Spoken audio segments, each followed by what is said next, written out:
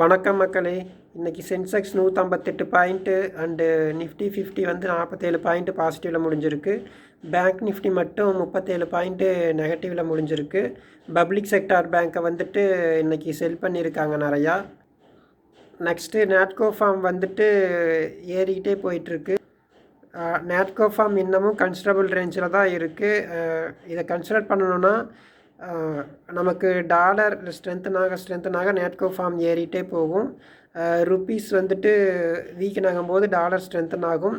அந்த டைமில் நமக்கு இந்த நேட்கோ ஃபார்ம் வந்துட்டு வேல்யூஸ் வந்து ஏறும். ஏன் அப்படின்னா நேட்கோ ஃபார்ம் யூஎஸில் 50% இவங்க தான் ட்ரக்ஸு சேல் பண்ணிகிட்ருக்காங்க. அதனால் நேட்கோ ஃபார்ம் வந்துட்டு இன்க்ரீஸ் ஆகும்.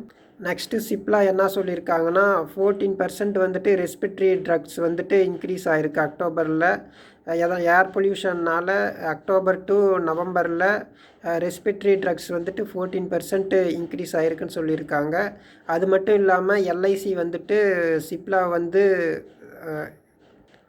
லாஸ்ட்டு 2 மந்தில் 1.5 கோடி கிட்ட எல்ஐசி சிப்லாவை வாங்கியிருக்காங்க.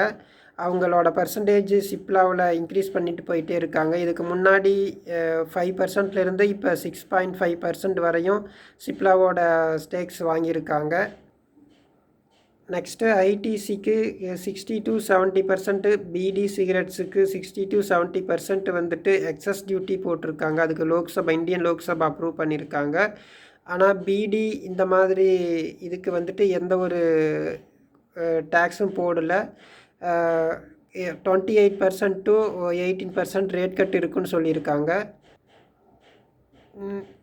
ஆல்ரெடி நான் சொன்ன மாதிரி சிப்லாவை இப்போ கன்சிடர் பண்ணலாம். ஃபேர் ப்ரைஸாக தான் இருக்குது. பல்காக கன்சிடர் பண்ண வேண்டாம். இறங்க கன்சிடர் பண்ணலாம். இது லாங் டெர்முக்கு நல்ல ரிட்டர்ன் கொடுக்கும். எஃப்ஐஐ ஸ்டில் செல் பண்ணிக்கிட்டே தான் இருக்காங்க. அவங்க எந்த ஒரு ஸ்டாக்ஸுமே இப்போ வாங்கிறதுக்கு இன்ட்ரெஸ்ட் காட்டலை.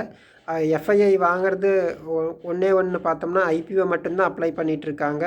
அதுவுமே லிஸ்டிங் கெயினுக்காக மட்டும்தான் அப்ளை பண்ணிகிட்ருக்காங்க.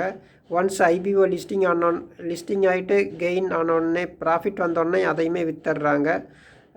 ஸோ ஐபிஓ நீங்கள் இப்போ யாரும் அப்ளை பண்ண வேண்டாம், எந்த ஒரு ஐபிஓவும்.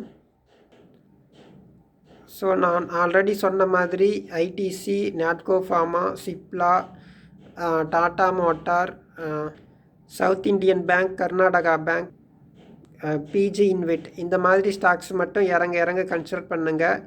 ஓவர் வேல்யூடு ஸ்டாக் வந்துட்டு யாரும் இப்போ கன்சிடர் பண்ணி மாட்டிக்காதீங்க. நன்றி.